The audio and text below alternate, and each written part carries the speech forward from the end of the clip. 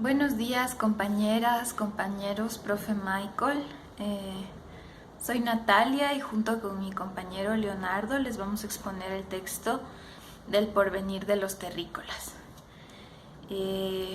Bueno, yo quisiera comentarles primero el título original de esta obra, es Un otro mundo posible, y el texto es resultado de una presentación que hizo Marc Augé en la Bienal de la Democracia en Turín en el año 2013.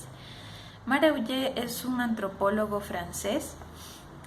Él es la persona que acuñó el término de no lugar y tiene más de 40 publicaciones académicas, muchísimas de ellas traducidas al español. Actualmente este investigador ya está jubilado, pero tiene una vida académica muy activa. ¿Cuáles son las preguntas de investigación que él se hace? Pues él se pregunta cuál es la relación entre la utopía, lo posible y la cuestión del progreso. Y también cómo serían estos otros mundos posibles, cómo podemos llegar a construirlos y también si la ficción puede ser útil para dar una dirección a la investigación social y señalar ciertos fines deseables. Su principal argumento es que el futuro es particular, casi siempre lo vivimos de manera individual, pero el porvenir es social, es comunitario y depende de los otros con nosotros. Él argumenta que asistimos al fin de la prehistoria de la humanidad para dar paso a una sociedad planetaria que incluso luego podría dar paso a una sociedad galáctica. Y todo esto está atravesado por un desarrollo tecnológico que ha reconfigurado la forma en la que nos relacionamos. Él se alimenta del estructuralismo francés, también del psicoanálisis, de la antropología aplicada y del humanismo. En el capítulo de lo utópico a lo posible nos habla de la globalización como un fenómeno que nos atraviesa y ha alcanzado una escala planetaria.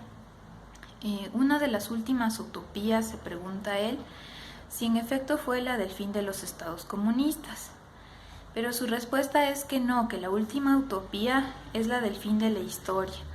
Esta es una utopía neoliberal que lo que procura es convencernos casi que la democracia y el mercado liberal tienen una alianza perfecta, pero vemos que es una utopía que no se puede sustentar y que se va deshaciendo permanentemente, y como evidencia tenemos las grandes desigualdades estructurales de nuestra época. En este mismo siglo también él nos habla de cómo la ciencia en muchos aspectos ha sido mortífera, como en las guerras, y cómo tenemos actualmente tres clases sociales: la de los poderosos, la de los consumidores y la de los excluidos. Y la gran paradoja es que ya no nos atrevemos a imaginar el futuro. Bueno, sobre el progreso y la cultura, él nos dice que pensemos en el método científico como una alternativa. Que el mundo que nos rodea ahora, un mundo altamente tecnológico, pareciera que ha avanzado un paso más rápido que la forma en la que nos relacionamos con la tecnología, ¿no? ¿Y cómo podemos hacerle frente al futuro, al progreso y a la cultura? Él nos dice que lo hagamos a través del método científico y que tengamos en mente tres aspectos: el método, un objeto y un principio. El método sería el científico. Planteamos una hipótesis de un mundo mejor, de un mundo posible y de un progreso sobre todo relacionado al saber, pero esta apuesta siempre puede ser revisable, verificable y corregida a través del método científico. También nos decía el segundo punto que tengamos un objeto, ¿no? Y este objeto sería siempre pensar de acuerdo a fines concretos. Y este fin, Auge plantea que sea una educación universal, o sea, una democratización radical del conocimiento como uno de estos objetos. Y el principio, como principio, tener siempre la prioridad del ser humano en su triple dimensión: cultural, individual y genérica. La dimensión cultural quiere decir que todos construimos nuestra identidad en la alteridad, en esas relaciones con las otras personas. La dimensión individual, que en ese encuentro con el otro, y solamente en ese encuentro, podemos formar nuestra unicidad. Y la dimensión genérica se refiere a que de alguna manera todos los seres humanos somos iguales.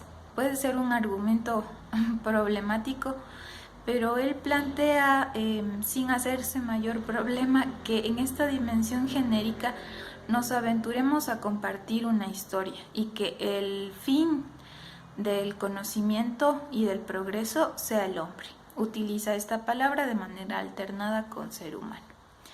Y también nos pide que tengamos en cuenta una dimensión, la dimensión tecnológica moderna, que es global, pero no quiere decir que sea universal. Y esto es sumamente problemático porque ahora el conocimiento es difundido a través de todas estas redes.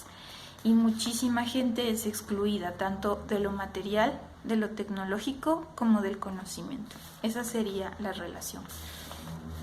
Todo esto se da en un cambio de escala, nos dice, ya que todo este contexto en el que vivimos se ha transformado a lo planetario. Es decir, fuimos de lo local a lo regional, a lo mundial y a lo planetario.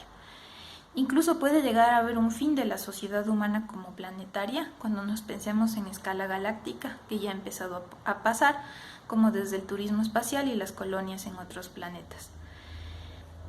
Frente a todos estos cambios inciertos, él nos dice que los antropólogos tenemos un rol importante y podemos apostar una mirada comprometida, analítica y crítica de esta realidad, que los cambios en la historia nunca van a ser cortes radicales y nosotros podemos ayudar a mirar cuáles son los vínculos entre las épocas y las experiencias históricas. Lo que llamamos crisis puede ser comprendido desde la mirada de los profetas de Costa de Marfil. Él retoma sus primeros estudios en África y dice que los antropólogos podríamos llegar a cumplir un rol parecido. Lo que hicieron los profetas fue ver de una manera particular el advenimiento de un mundo nuevo y poder ver también lo que estaba desapareciendo y las formas de malestar tradicional que todo esto producía para poder orientar a su comunidad hacia el futuro. Entonces él plantea que como antropólogos seamos capaces de hablar de etnorelatos y de hacer etnoanálisis, porque esto podría aportar con una elaboración y un balance del mundo en que vivimos. Dice que lo importante es hacer una práctica intuitiva, aunque parezca desordenada, puede ser incluso improvisada o más o menos loca, pero también puede tener ideas geniales que intenten entender y ayudar a todas las personas perturbadas con el choque histórico sin precedentes. Habla nuevamente de Costa de Marfil y de la colonización y de este cambio histórico sin precedentes de la escala planetaria y una posible escala galáctica. Continuando con la exposición de Maraoye, él hace referencia a la edad y el tiempo. Para él, las transformaciones del planeta cuestionan nuestra propia situación en el tiempo, porque la extensión media de la duración de nuestra vida nos hace sensible a la aceleración de la historia y porque la coexistencia de varias generaciones nos hace sentirnos próximos de los cambios que produce esta aceleración. Para superar esto, él nos invita a trazar una solidaridad entre generaciones y nos pide abandonar la categoría de la edad, ya que este es un hecho que fija el sentido social en cada cultura, reduciendo la iniciativa individual. La edad, dice, impone la idea de que existe la juventud y la vejez como categorías que explican situaciones o hechos aislados, no vinculantes y hasta contradictorios. En ese sentido, la edad impone una imagen reduccionista y falsa de las relaciones humanas. Por lo tanto, él sugiere que se debería tomar en consideración la categoría de tiempo, ya que ésta hace referencia a la libertad de la que cada uno se apropia y en ese sentido a cómo cada uno vive sus recuerdos. La categoría edad es restrictiva, dice. En cambio, la categoría de tiempo nos permite gozar de los momentos nuestros sin preocuparnos del paso de los años, permitiendo una relación sensible y sensual con la vida, que a su vez permitiría de alguna forma trazar esta solidaridad entre generaciones. También nos invita a una antropología del porvenir. En este apartado el autor hace referencia a la necesidad de rescatar el paradigma del elemental de la antropología, dado que ésta actualmente se encuentra amenazada por las evoluciones más recientes del mundo del pensamiento. Critica aquí dos de los paradigmas que de alguna manera van en contra del paradigma de lo elemental, que es el de la diferencia y el de la indiferencia. En el caso del paradigma de la indiferencia, critica esta reactivación del culturalismo en un sentido amplio, es decir, en esta hipertrofia de lo cultural en desmedro de lo social, que ubica al culturalismo como fin último de explicación de todos los fenómenos y procesos de las sociedades. En segundo lugar, critica el paradigma de la indiferencia, ¿no? Ya que éste considera que la actividad científica como actividad es como cualquier otra actividad social, que se basa en un sistema de creencias y de prácticas culturales específicas, es decir, que considera que los objetos de estudio son socialmente construidos en un laboratorio y la ciencia o un procedimiento construido como una cultura. En ese sentido, Marolle ve la necesidad de un retorno al paradigma de lo elemental, ya que la globalización en su concepción estadística y cuantitativa de las sociedades humanas se acomoda al paradigma de la diferencia, que sustancializa, dice, las culturas y tiende a ignorar o negar la diferencia y autonomía de los individuos. Por lo tanto, dice, la idea es defender la existencia del hombre genérico, en términos políticos su soberanía, siendo el reto democrático garantizar la libertad individual sin perder el sentido social, es decir, conjugando las tres dimensiones del humano, lo individual, lo cultural y lo genérico. La idea tradicional del etnólogo, que estudiaba las relaciones sociales en grupos de dimensiones modestas, situándolas en su contexto, dice que hoy debe comprender que el contexto es siempre mundial. Para Marolle, el hecho de reivindicar el análisis antropológico para entender el mundo actual implica proponer un determinado enfoque respecto a este mundo. Una de las primeras cosas que hay que tomar en cuenta es la prehistoria de la humanidad como sociedad planetaria, dice, reflejada en la globalización del mercado y la globalización mediática como hecho real y comprobable, pero que al mismo tiempo supone elementos hipotéticos sobre su constitución y organización a largo plazo. Otro elemento que hay que considerar, dice, es el enfoque en este enfoque es tomar en cuenta el tema de la movilidad a través del mundo, es decir, las nuevas formas de violencia que está ligada a la globalización del terrorismo.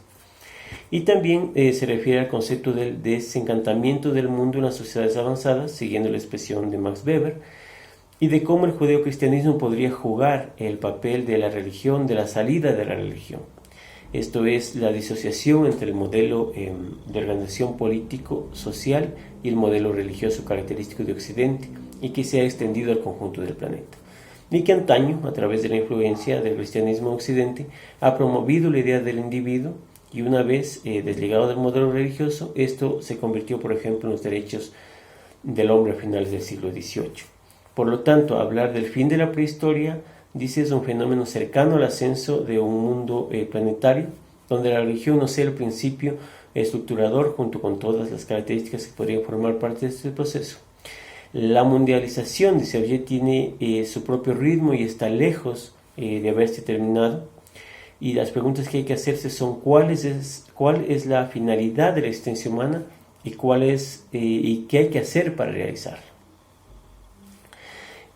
Para imaginar este porvenir, él hace una diferenciación entre la etnoficción, la ficción y la utopía.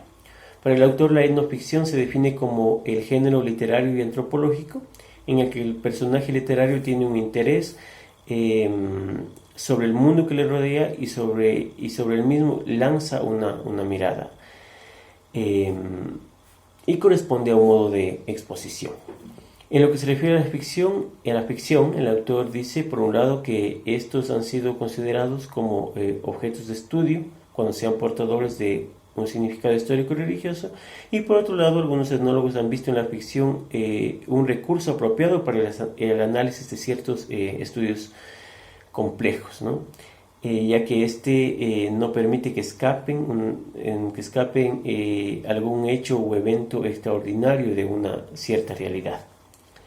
La utopía, en cambio, dice que puede acompañar relatos como un modo de proponer ciertos ideales que se desprenden ya sea de la etnoficción o de la ficción.